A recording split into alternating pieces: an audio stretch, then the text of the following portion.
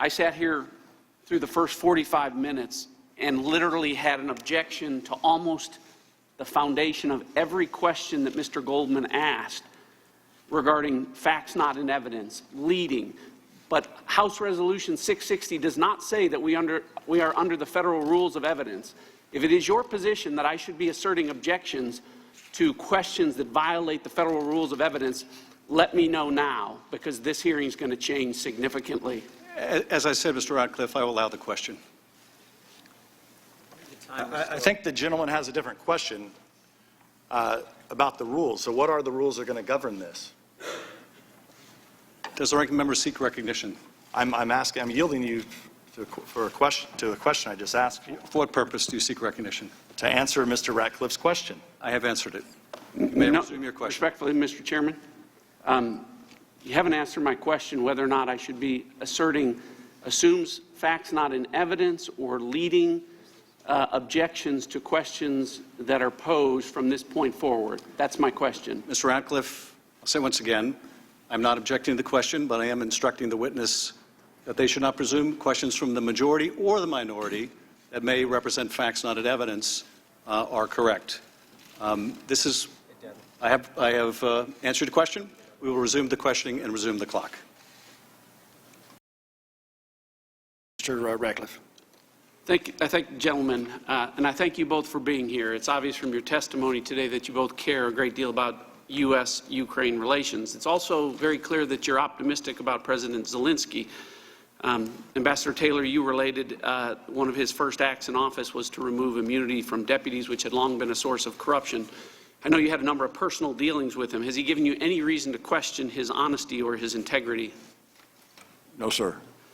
In your prior deposition, I asked you, and I'll read it directly, if nobody in the Ukrainian government is aware of a military hold at the time of the Trump-Zelensky call, then as a matter of law and as a matter of fact, there can be no quid pro quo based on military aid. And to your knowledge, nobody in the Ukrainian government was aware of the hold. And your answer was that is correct. Is that still your testimony? Mr. Ratcliffe, at some point in September. I'm talking about on July 25th. July 25th. Sorry. Yes, that's correct. That's correct. They did not know this. All right. And as it turns out, President Zelensky agreed with you. On October 10th, President Zelensky held a press marathon with over 300 reporters where he said repeatedly and consistently over hours and hours that he was not aware of a military hold during the July 25th call. In fact, in his official press release from the Ukrainian government available on his website that I'll be introducing into the record, he said, "Our phone conversation bears no relations to arms. They blocked the provision of military assistance prior to our telephone conversation, but the issue had not been discussed during our conversation. I mean, I didn't even know." So, now, in addition to confirming that because he had no knowledge of it, there was no quid pro quo involving military aid during that call, President Zelensky went on to confirm a number of things, that there was no pressure, that there were no conditions, that there were no threats on military aid. There were no conditions or pressure to investigate Burisma or the 2016 election, that there was no blackmail, that there was no corruption of any kind during the July 25th call. Again, from his official press release. Therefore, there was no blackmail because it was not the subject of our conversation with the President of the United States. There were no conditions on the investigation, either because of arms or the situation around Burisma Company. He told Reuters there was no blackmail. He told the LA Times there was no pressure or blackmail from the United States. He told Japan's Kyodo News, I was never pressured and there were no conditions being imposed. He told ABC News and the BBC, I'm against corruption. This is not corruption. It was just a call. The Ukrainian president stood in front of the world press and repeatedly, consistently, over and over again, interview after interview, said he had no knowledge of military aid being withheld, meaning no quid pro quo, no pressure, no demands, no threats, no blackmail, nothing corrupt. And unlike the first 45 minutes that we heard from the Democrats today, that's not secondhand information, it's not hearsay, it's not what someone overheard Ambassador Sondland say. That was his direct testimony. Ambassador Taylor, do you have any evidence to assert that President Zelensky was lying to the world press when he said those things? Yes or no? Mr. Ratcliffe, if I can respond. My time is short. Your time yes is or short. no? That's right. I have no reason to doubt what the president said in his. Okay, very good. So, in this impeachment hearing today, where we impeach presidents for treason or bribery or other high crimes, where is the impeachable offense in that call? Are either of you here today to assert there was an impeachable offense in that call? Shout it out. Anyone? Mr. Ratcliffe, if I can just respond, let me just reiterate that I'm I've not got here. 1 minute left. I know. Let you me only got a just minute make left. this I've just point. got 30. I've Please got. allow the I- witness. You asked the witness a question. The witness I asked withdraw the the question. Let me just And make I'm this not here to point. take The one side or question the other. That's your Ambassador, decision. let me answer this. The Let me ask you this gentleman will question. suspend. Spend the time, Ambassador please. Taylor, would Suspend you like to time, answer the please. question? Suspend the time, please. I withdrew the The question. gentleman will suspend. We will suspend the clock. Suspend the clock Suspend at the clock. 1 minute, please. Ambassador Taylor, would you like to respond to the question? Mr. Ratcliffe, I would just like to say that I'm not here to do anything having to do with to decide about impeachment. That is not what either of us are here to do. This is your job. Will you restore, Thank you, Mr. Chairman. restore time to the clock to 1 minute? No, but you may continue 22 seconds. Fine. Mr. Ambassador, I think everyone knows that House Democrats have made up their mind to impeach one president. The question that we've just learned is whether or not they're prepared to impeach two. Because to be clear, if House Democrats impeach President Trump for a quid pro quo involving military aid, they have to call President Zelensky a liar. If they impeach him for abusing his power or pressuring or making threats or demands, they have to call President Zelensky a liar to do it. If they impeach President Trump for blackmail or extortion or making threats or demand, they have to call President Trump a liar to do it.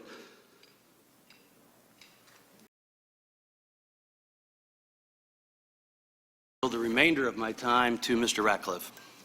I thank the gentleman for yielding. So, no pressure, no demands, no conditions, nothing corrupt, nothing on the call. That's what we heard President Zelensky say. And because House Democrats' charges against President Trump have been publicly, repeatedly, consistently been denied by President Zelensky, you heard the defense now from Chairman Schiff. He's lying because he has to. He has to lie because the threats, the demands, the blackmail, the extortion that House Democrats are alleging, if he didn't do that, he couldn't possibly risk military aid. He would have to do anything he had to secure it. The problem with that, the hole in that argument is you have to ask yourself, what did President Zelensky actually do to get the aid? The answer is nothing. He did nothing. He didn't open any investigations. He didn't call Attorney General Bill Barr. He didn't do any of the things that House Democrats say that he was being forced and coerced and threatened to do. He didn't do anything because he didn't have to. I yield back. Ms. Spears. Position on page 159, you were asked about the president's authority to release an ambassador for any reason, and your response was, quote, all ambassadors serve at the pleasure of the president, and that is without question. Everybody understands that, end quote. Do you remember saying that? I do, and it's true. The president very clearly has that constitutional authority, correct? He does. Okay, well, most everybody apparently understands that, but doesn't include House Democrats. In the context of this impeachment inquiry, specifically addressing Ambassador Yovanovitch, who I know is a friend of yours, in alleging an abuse of power in a nationally televised interview, a member of this committee said, quote, it's an abuse of power to remove an ambassador for political reasons because you don't like what they're doing, period, end quote. That's not true, is it? Again, I go back to what I said. The president has the right to have ambassadors serve at his pleasure. Okay, so you agree with me that we shouldn't impeach a president for exercising his constitutional authority? I'm here as a fact witness to answer your questions. Your constitutional obligation is to consider the evidence before you. So when did Ambassador Yovanovitch get recalled from Ukraine? I believe a message was sent on or about April 24th. Okay. Certainly well before the July 25th call that's in question here, correct? Without a doubt. Okay, and she had no remaining responsibilities with respect to Ukraine policy for that 3 or 4 months in between, I take it? She is now she was transferred to a teaching slot at Georgetown, where her responsibilities, among others, were to teach a class on Ukraine. Okay. So if President Trump had the constitutional authority to remove her, as he did months before the call, and she wasn't in the Ukraine or have any responsibilities on July 25th, do you have an explanation for why Democrats are calling her as a witness on Friday? I'm here as a fact witness under subpoena, and that's a question you could perhaps direct towards your Democratic colleagues. Ambassador Taylor, we've established that on July 25th, both participants in the call, both presidents, expressly have stated there was no pressure, no demand, no conditions, no blackmail, no corruption. And I asked you again specifically about a quid pro quo even being possible. And I think we've agreed that it wasn't possible, a quid pro quo involving military aid on July 25th, given President Zelensky's lack of knowledge, correct? President Zelensky, to my knowledge, did not have any idea that the security systems was on hold. Okay. So do you have an explanation for why within days of that phone call, when no quid pro quo was even possible, a person who later became a whistleblower walked into Chairman Schiff's staff to discuss what Chairman Schiff's spokesman, Patrick Boland, said were the, quote, outlines of the whistleblower's accusations? I'm sorry, what's the question, sir? Question is, do you know or have an explanation for why that person would walk in a few days later to Chairman Schiff's office? I do not. Okay. Earlier, Chairman Schiff made reference to a colloquy, and for the public, a colloquy is a way for legislators to clarify an important issue to the public. And so without jeopardizing the whistleblower in any way, in an effort to find out, Chairman, what you knew and when you knew it about the whistleblower, I'd like you to engage in a colloquy with me. My colleague will address his questions to the witnesses. I'll take that as a no. You're not interested in a colloquy? Mr. Ratcliffe, you can take it any way you like it, but appropriately, your question should be directed to witnesses. Well, I guess my question to the witnesses then is, when are House Republicans going to find out what House Democrats already know? When are we going to find out the details of the contact between Chairman Schiff and the whistleblower, what they met about, when they met, the number of times they met, the discussions that were had? Mr. Chairman, point of order. Point of order.